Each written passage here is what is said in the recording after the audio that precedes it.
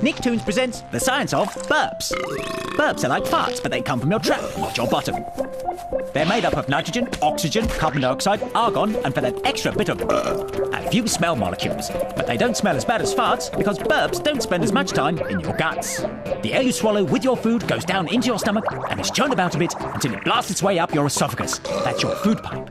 And if you drink too fast, it makes gases build up and come back up again as burps, making the sound of the burpophone, which is a different sound to that of the bum trumpet. So, next time you belch, eat something really smelly beforehand so your friends can enjoy it as much as you have.